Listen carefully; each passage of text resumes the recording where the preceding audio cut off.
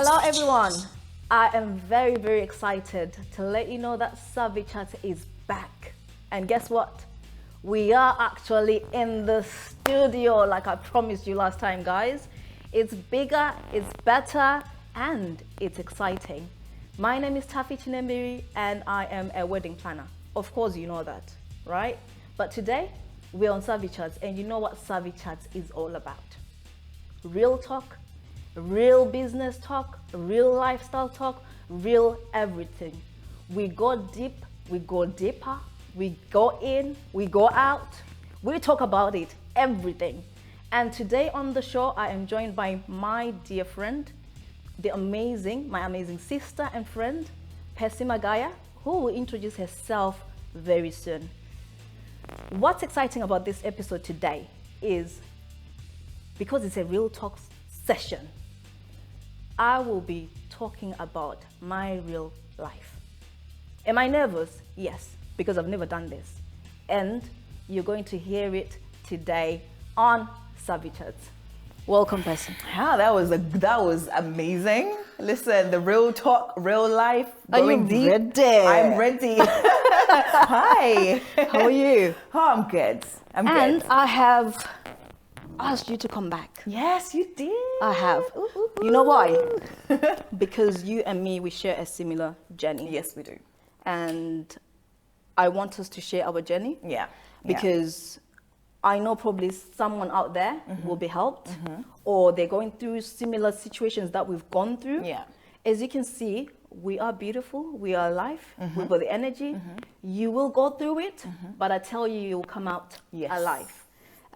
So today we'll be talking about how we got on with our ex-husbands. She's just going right in there, you know. Do I need to sip on that? You need to sip. Right. So yes, my name is, Taffy said, my name is Percy Magaya. I actually am a talk show host as well. I've got a talk show called How Did You Get There? I'm not sure if you've watched it, guys. I also do presenting. I do emceeing for weddings. I'm just very much into the creative world and the entertainment world. So that's me. I'm a very bubbly person. I'm really a people's lover. Like, I love people. I just enjoy life because I think ever since 2020 happened, I've actually realized that I was never giving myself permission to live. So now I've given myself permission to live. Hold up. Yeah. You were not giving yourself permission to live. This is 2020. Yeah, I started doing that from 2020, and this is coming back to my personality, my character, because I just, you know what, I have one life. Yeah. Why am I not living it the way that's authentic to me? Exactly. And that's why I do what I do, you know. I'm out there on shows, I'm out there presenting because it's just me. So I love it. That's Percy in a nutshell. Perfect. Before we go to there, I should start? Or you should start? No. I think you're the host, chap. She needs to start. Set the tone so I know where we're going, okay? I know where the road we're on, okay? You know the road. Okay. I will start. For me, I was a church girl. I'm still a church girl.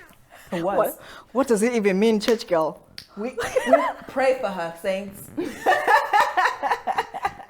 I'm still a mom. I'm still a church girl. Very much. I was a church girl. Growing up,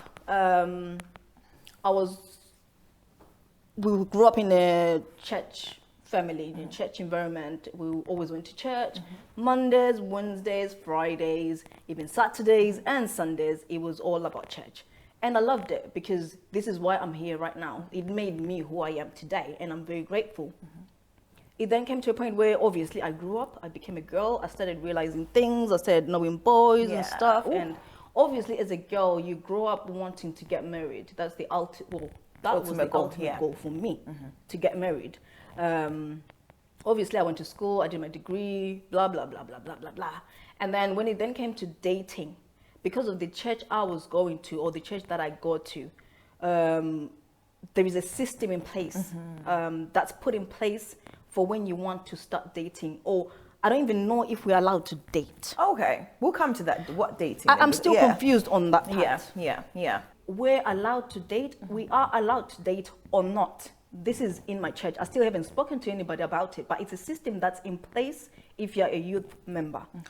And the fact that I was a youth leader, I'm going in, aren't I? Let me sit up. The fact that I was a youth leader, I wasn't allowed to do certain things. I had to be a role model to the people that I was leading because I was a chairperson. I was a youth leader. So obviously, when it came to dating or having boyfriends or anything, it was you only date to get married. So more so, there's no dating, there's courting and then marriage. Yeah. Because dating is different. Because courting and dating are two different things. So you don't actually get to date. You get straight to courting. No. You have to date to get married. So let's say let's say I had a boyfriend. Okay. I couldn't have a boyfriend. That's why I'm thinking it makes no. So basically, the guy likes you. Yeah. You like the guy. Yeah. Then you guys approach somebody in church. The guy had to approach somebody in church. Okay. So the guy had to approach a leader. So we call it masofa. Yeah. Ooh, so hallelujah. the guy had to approach the elder. Yeah. And say, oh, I've seen Taffy, and there's a girl that I've seen. There's a girl that I like. She is making my heart go boom, boom, boom. I've prayed. Yeah, I've prayed. And I think God has told me that she's the one. Yeah, obviously, they talk. And then Mother Elder would then give me a call, Taffy. They don't say there's a boy or whatever. There's a gentleman. Conversation. Okay, cool. There's a conversation that happens. And then you go to the elder's place. Yeah. So they sit you down. They then introduce, obviously they will then introduce me to the brother. Okay. So obviously in my head, I'm thinking, okay, I see you, brother. I see you come for me. Okay. So in my head, I'll be thinking, okay, so obviously, because you've come here, you're showing that you're serious. But he's not come to you. No, he's not come to me. He's gone to someone else, and they've come to you. Yeah, the reason why it was done, it was to protect the girls. Yeah. Okay. So you can't a boy cannot just go to a girl and say, Taffy, I want you. Okay. I like you. Yeah. Why do you like me? What do you want from me? So the system was then put in place that if a guy wants a girl, it's because you want to marry her. You cannot just want a girl just for the sake of it. Wait, okay. I can understand why they would want to protect the girls, because of course we tend to fall into things way too early. Yeah. And we get our feelings involved way too early. So I can understand to the protection of the heart and the protection. You know, maybe if you're saying like, don't just have sex, you know, with just any Tom, Dick and Harry. Yeah. So let's wait for the right guy. And then, but my question there is, how does he know that he wants to marry you straight away? Because it's like, he sees you. No, he has to want to marry me. Wait, so he cannot just want Taffy just for the sake of riding on Taffy, and then at the end of 3 months, 4 months, you're like, actually, no. Yeah. Oh, you have to be mature enough to know that you want a girl to marry her. Okay, maybe I'm guessing you guys have grown up in church together. You've known each other as friends. Is there like, because I'm trying to get to the base of how does he know that he wants to marry you? Because this is where, that's what I'm trying to understand. How does he know you to know he wants to marry you? Yeah, well, this is where I thought the system was not fair. Okay, now we're getting somewhere. Okay, now I'm understanding what you're okay. This is where I thought the system was not fair, because they now know that Taffy and this brother, they're together, and obviously the next thing is, for them, you're now getting married. Yeah? So, brother, you've now come for Taffy. What's the plan? So obviously you cannot just go to elder's house and say, I want Taffy, if you haven't got a plan. What's your 5-year plan? So they're covering all those questions that probably I cannot cover when the fine brother is right in front of me, and I can't ask these questions. Obviously they're doing all that for me. They're asking this guy. Flip side, I think probably the system might work. It can work, it cannot work. But for me, it did not work. But what I'm saying is, they covered the questions, asking the guy. On your behalf. What's your 5-year plan? What's your plan with Taffy? Do you have enough money to marry her? So for them, it's, you've come here, you want to marry her. Oh, so Lord, there's no time to say, okay, Taffy and the brother, you're now going out together, you learn each other, these are the things that you need to look out for or whatever. No, we're not even allowed to go out, just the two of us. So how did you get to know each other? No, you can't. You can't. You know each other when you get married. So if they say pray, you prayed. Taffy, you've prayed, haven't you? Are you not prayerful? spirit of discernment. My mind Pray about it. is.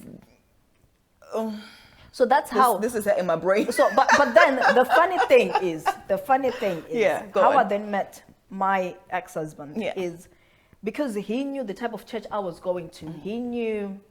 I'm sorry, but we're going real. We're going real. Yeah, we're going all the way in. He knew the type of church I was going to. And because I had met him as well, and I kind of liked him, but he didn't come to our church before. Okay. He was on off.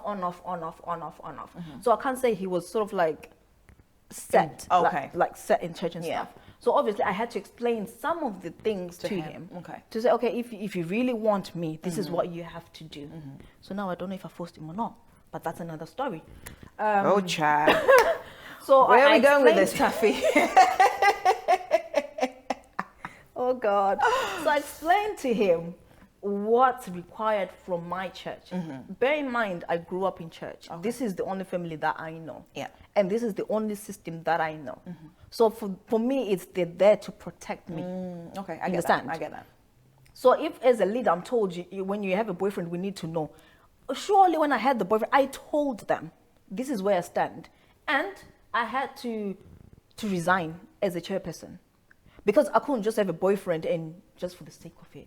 You understand? I had to resign from being a chairperson, so I had to resign. I resigned because in my head I was thinking I still need to see this guy. Yeah, I liked this guy. Yeah, that's why I married him.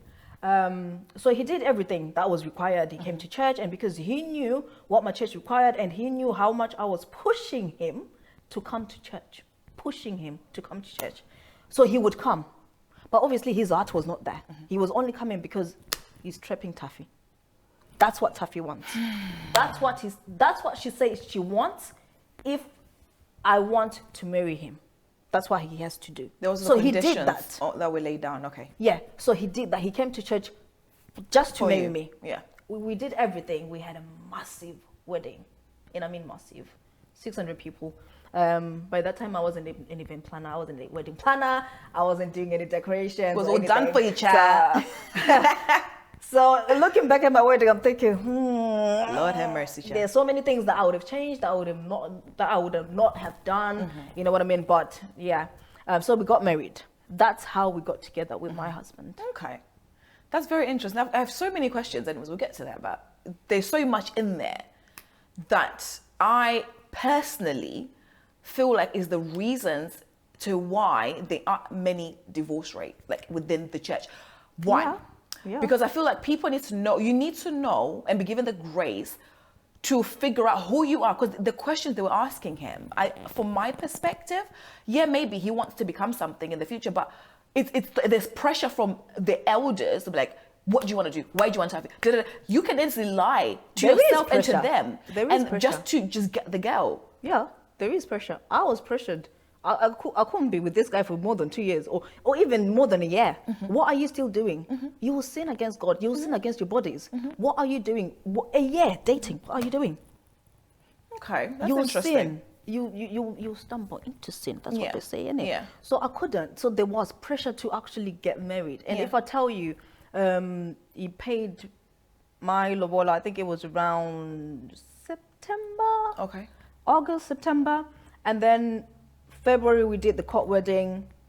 April, we did the wedding. How we managed to do a wedding in under 6 months, I don't know. For 600 people, I do not know. Up until now, if a bride is to come to me and says, Taffy, we're planning a wedding in 6 months. I'm like, huh? Yeah. Come again? I don't know how we did it. Yeah. But it was that pressure. You can't just be in a relationship just for the sake of it. It has to lead to something.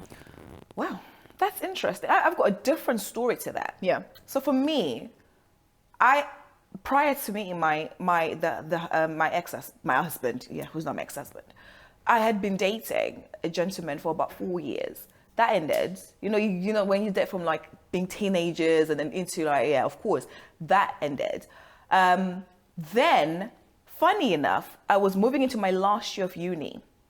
And then from my uni house, Yeah. and then I was just doing up the house with my friends, and it was one of my good friends. And then so he said, "I can come and help." So he was there helping, very big, very useful in the house. My girlfriends are there. I was like, what man would come and just help? Yeah. For no reason. It was Yeah. like, Percy. I was like, "What you mean? He's my friend." I was like, "Girl, he's been scrubbing the toilet. He's helping." Girl. Just a friend. But honestly, he was just my friend. Right. Right? Because we developed such a strong friendship, there wasn't the romanticness to that. Like, I didn't have romantic feelings towards him. It was just platonic. It was literally friendship. That was the same for him? Yeah. Well, I don't know. I don't know. Yeah. Yeah. But it would, of course, and then my friends would push that. Oh, come on, Percy. Come on. He's there. And he ended up staying over the night. He actually slept on the sofa for this. Yeah. Stayed over the night because all my other friends were there. Then we continued cleaning. And my friend was just like, Percy, you single, try and make it well. I was like, I'm not sure. And then my other friend was, just joking around, just come on. And I was like, I was a few months later, we continued talking throughout the summer after we'd broken from uni. Speaking every day, good friends. And I'm about to finish uni. And I'm like, what? Because of course at church, like, the stage for me felt like marriage was the next thing. So, you were a church girl as well? I am a pastor's kid. Oof. Not just a church girl. I was born and bred in the church. I'm a pastor's kid, and I know what the stigma is around pastor's kid. It is not true. Okay? Right. We are very much good kids. Okay, we can speak in tongues. Hallelujah. Yes, we can preach too. We can sing. No, okay, maybe I can't sing. No, but I'm saying, we definitely know how to serve God because we are raised serving Him, and we've been raised doing so much. But there was a time when But you're same as everybody else. Exactly. Yeah.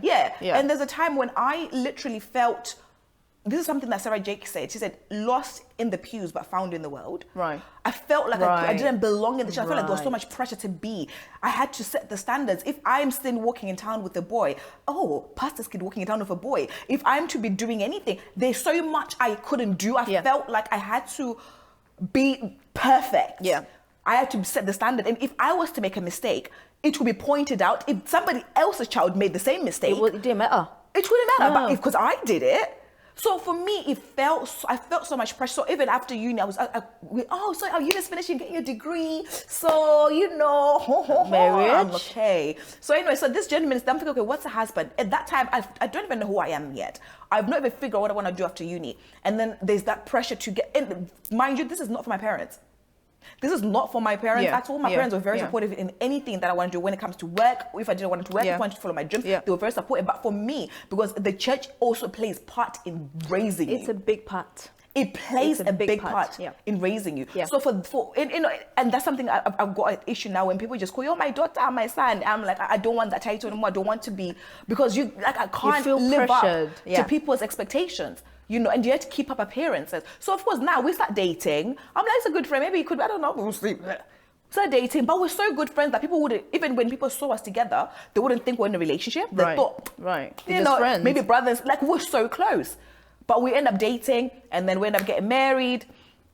Like there wasn't that much from your side, like we had to go through pastors and all. It was more we just dated, and we thought the next thing would be marriage.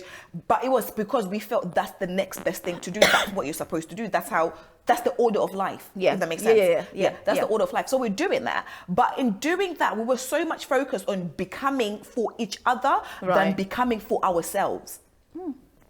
You see? So I'm now having to learn to be someone's wife before I even learn how to be Percy. Yeah. Because at uni, you're still trying to figure out who you are. You're trying to find out who yourself. What do you like? What I've never even worked. I haven't even got my first job, and I'm already thinking about marriage. So do you think you rushed into it? Yes, that was definitely. Yeah. Definitely rushed. Even 2 weeks leading up to my wedding, I had a conversation with them. I was like, I was crying. I was like, I don't feel like we can do this. But what made you think you couldn't do it? There was I don't know. I think it was becoming real. Yeah. Like the hype of the wedding was dying out for me, because I think it was just becoming too real. Like I'm going to be someone's wife. And at that time, I'm trying to figure out what work am I doing? Like, I'm just doing jobs here and there, but I don't have a set career. I just felt like, what am I doing? I was very excited. Serious. I never thought about, I'm going to be a wife, or what does a wife do? Because at church we're taught what you have, like, as a woman, this is Yes. something that You're groomed. you're groomed into it. So for me, I just thought I was ready. I was ready just being a wife. But I didn't know what was waiting for me. So the thing is, you were excited about the wedding than the marriage. Of course. Because you get prepared for the wedding mostly than the marriage. Yes, of That's what I course. believe. And Yeah. funny thing is, on our wedding day, I still remember this. Our officiant, Pastor Mbizo, I love my pastor. He said to me, right before when the pastor has, they have to ask you questions, if you really, you know who you're getting married to, if you're ready for this, blah, blah, blah, blah, blah, yeah, all those questions. It's only for like 5 minutes or whatever. So he said to me in this room, Taffy, did you and your men have a premarital counseling. Yeah. That's when it hit me. I said no. Yeah, I'm wearing my gown, I am ready, and he's asking me if we went through premarital counseling, and I said no. And he said to me, why? That's a very good question, That Cha. hit me. That's a very Why? good question. So now I look back and I think, you know what? There was nothing he could have done. He could not stop the wedding to say, okay, now we have to do it now. There was no. Let's go back a few weeks. Back. Let's figure this out. No. It's you're getting married. So for me, it's I'm ready. So obviously, I know he's ready. He wants to marry me, so you should be ready. Yeah. Did you have premarital counseling? We had a few sessions. Okay. But my thing now, looking back, right, knowing what I know now, and what I would have loved for that to be, because I say this, right, marriage is the only constitution that you get a certificate before the exam. Yeah. Do you understand? Yeah. Driving a test you have to pass to get the certificate. And I get it, marriage comes with its own test. You grow together, you develop, and that's fine. Yeah. But prior to the marriage, prepare us thoroughly in the sense of, like, we can never truly know everything, don't get me wrong. Every marriage is different. Every partnership is different, right? But for me, I feel like there are certain things that needs to be addressed, such as sex, such as finances. Like, really address that. Yeah. Because we're coming into this marriage. I don't know where he got his idea of sex from, where I got my idea of sex. Now we're coming with two different ideologies. We've not even spoken about it. Maybe he is coming in a virgin, I'm coming in as a virgin. Maybe we're coming in both not virgins. We have this experience different. Do you know what I'm saying? So we're coming in to meet together and be married and then, explore this life, but we've not spoken about it. Yeah. So, especially, I know it might be different for those that don't go to the church, because it's a bit more like you get to talk a bit more openly about it. But growing up in the church, talking about sex is like, what are you doing? What? Talk about what? About what? You're talking about sex? It's like, it's a topic that's a bit taboo to talk about. Because you grew up hearing sex is evil. If you have sex before marriage, you're going to hell. Yeah. So already when you think of sex, you identify it with something that is so bad, something that could send you to hell. So even thinking or talking about it, it's like, it's just so bad. No. So basically just wait to figure it out when you're within that marriage situation. Even finances. How do you see money? Are you a spender? Are you a saver? How much do you have? What's your credit score? Are you working on cleaning your credit? Like, things like that we should talk about. How do we manage money in the household? I think like, what job do you want to do? You see yourself working within this job the next 5 years? Are you looking to develop? Like, just knowing how we're going to have fun. We don't talk about these important things, right? Why do you think we don't talk about these things whilst we're dating? Because we never don't have an example of how to talk about those things. Right. I feel like even if you think about the family in Africa, okay, let's talk about Zimbabwe. We can't talk about all African nations. I mean, all countries within Africa. We could talk about Zimbabwe because we're both Zimbabwean. Yeah. Growing up in a Zimbabwean household, do you see mom and dad talk about finances? We don't even know what they talk about, because we don't. It's mom and dad. Do they sit us down and talk about finances? No. So that's something we don't see an example of how to talk about money. So even if you want to talk about money with them, where do you even start? And even in school, let's not forget the family. Let's talk about education system. Do we learn about finances? Do we learn about money, about taxes, about everything? We don't learn about that. So how do you talk about something you have no education on? How do you speak on something you are not equipped to talk on? So you just go in blindsided. Sometimes even a bit, it's like an awkward conversation. It's like, talking about money, it makes you feel a little way. So it's like, now you're dating this man, who's supposed to be your husband, who you're supposed to have a house with, you've not even spoken about finances. Now you're in the marriage. How do you even start the conversation? So, how much do you have in your account? How much do you earn? Are you in debt? How much debt do you have? That's the other thing. Because I carried my debt into the marriage, and it was just like, so we're now paying a debt, aren't we? Which is not fair. You know what I mean? But if we had that conversation, the money talk, and put a plan in action, yes, it would have helped. Yeah. But for me, we didn't talk about a lot of things. I just dived in. I look back and I think, you know what? Yes, I dived in. Yeah. I was too fast. I was too quick. Looking back, I should have waited. Or I should have at least gone for counseling. At least. That's another thing. That is another thing. That counseling part is very, very, very, for me, it's a touchy thing. Because I feel like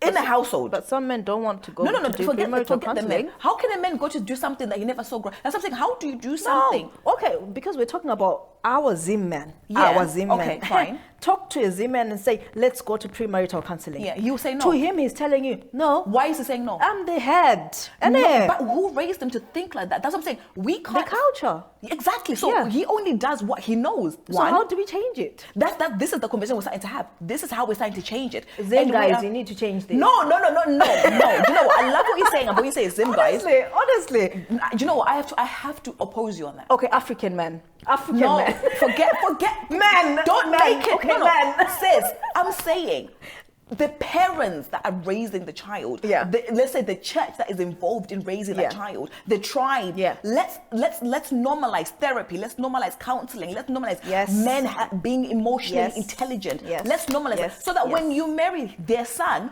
is already equipped to say, if we need to talk to somebody, if we can't agree, we need to go to counseling, we need to go to therapy. It's normal. It should be something that's normal. How do we deal with the ones that we have now? This is where, now that I'm back in the dating field, how do we deal with it? Like, how do we talk to them about going to premarital counseling? Because they will tell you, I'm not doing it. Which men are you finding? Where are you hunting for them? Because I don't know where you're going. The ones I've been coming across, they're okay with therapy. You know what I'm saying? Where are you playing, sis? Mate, let's not even go there. Where are you playing? Honestly, I had a conversation one day and the guy was telling me, I don't do premarital counseling. The girl who I'm going to marry must just know that I'm the head of the house. What I say goes. Where's my wine? What I say goes. So if I say we're up and going to Bikita or whatever, we go. He said, and you leave, and you're up. And this now. Now you tell me, how do we change that mentality? It's there already. Okay, let me tell you something you're trying to do right there. The wrong thing you're trying to do. You are trying to change it. You cannot change a man. No, you can't change. You cannot. You can't change a man. You can speak and say, okay, this is what I would like for us to do. The reasons why we want to get therapy or counseling are A, B, C, and D. He can hear that and take it or reject it. Until a man is ready to change and want something different, then he will do that. So this is another thing as well. We're trying to continue to say, we need to get therapy, and you can't. There's no way you're gonna force him to do something he doesn't want to do. No, you can't force him. You can't. But this is where it takes me back to, remember when I said it's like I forced him. Oh yeah. If you speak to my ex-husband right now, he'll tell you, Taffy forced me to marry her. Not like literally forced, but because of what I was saying. Like, if you want to marry me, if you want to be with me, marriage is that. Yeah. This is what you have to do. This is what you have to do. So it sounded as if it's sort of like a condition to marry me. So for him, on his part, probably he wasn't ready to marry me, but because he thought, if I don't do what this girl is saying, I'm going to lose her. So what the hell? Let me just marry her. So this is why I'm saying, let's say we're now talking about this counseling thing. They'll just be like, okay, we'll just go. Just because you say that.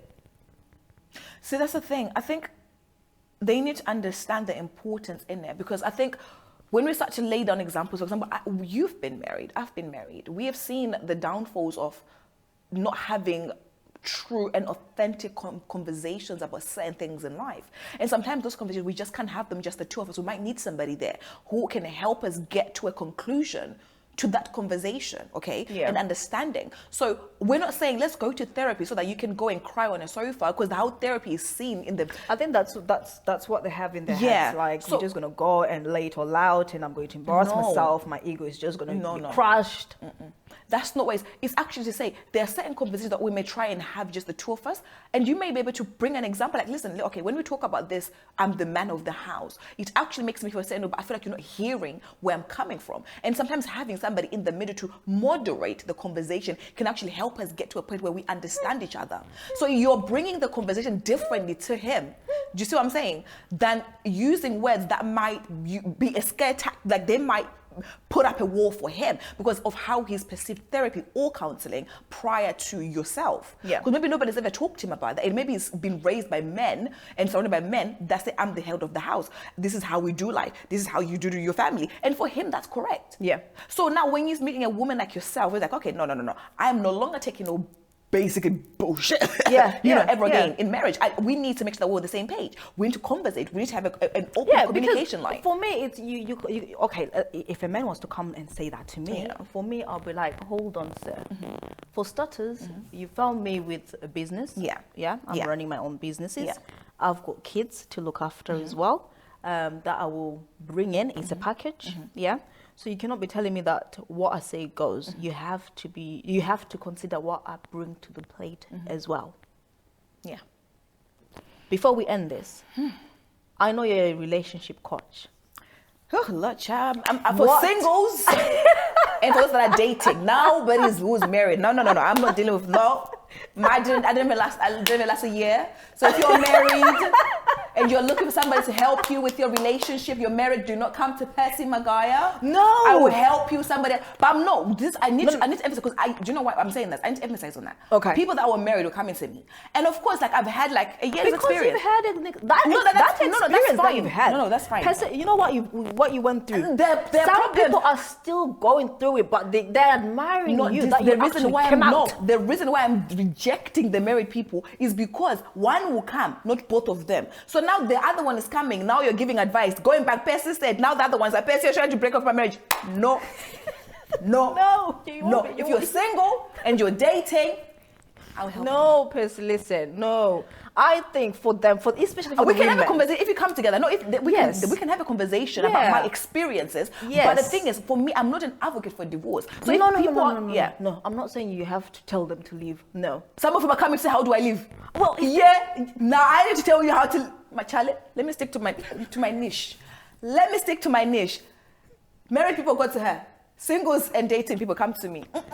There are problems. No, you know what they say. There's problems. You know what they say. We want to go back in. Yeah. Some want to come out.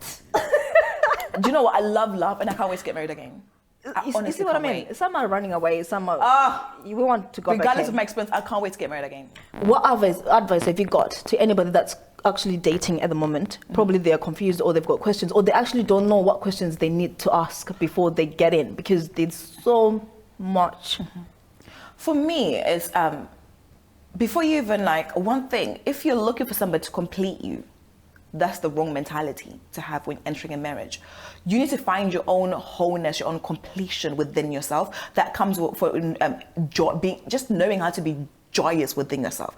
Knowing how to just be at peace with yourself. Knowing how to just sit in silence with yourself. There's so many little things that you need to learn to do first by yourself before you bring somebody else into your mess. One. Right. Okay. So I'm not asking you to be totally healed and be whole, like, oh yes, I know who I am at 100% before I get married. No, you're still evolving. So I believe that there are stages to this. However, ask the questions, the hard questions. If you don't know how to ask them when it comes to finances, when it comes to sex, when it comes to family, when it comes to values, when it comes to the character of the man, know the core of him, not just the base. The foundation, what's his foundation as a man or as a woman?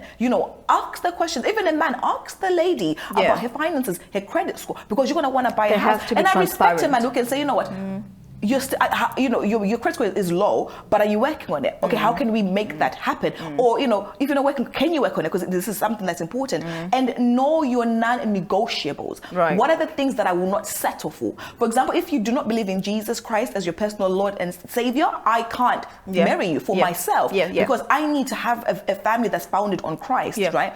And of course, why are we just some wine here and there? We need to have fun. Are you a fun guy? Like, there's some things that I can say I can look over, but there's some things I won't be able to look over. So do not look over the shoulder of the things that you will not usually settle for. But ask the questions. Be intentional with knowing the person you want to spend the rest of your life with. Because at the end of the day, those good looks, when you wake up in the morning after you're married and they've got the sleep in their eyes, the breath is stinking, and and you're trying to figure it out, and you're now realizing this guy wants to spend 2,000 on a motorcycle, next week wants to spend 2,000 on my friend, you cry. Have the conversation now. Know who you're marrying. What are you saying I do to? Exactly. And on that note, thank you for joining us. See you on the next episode. Savvychats.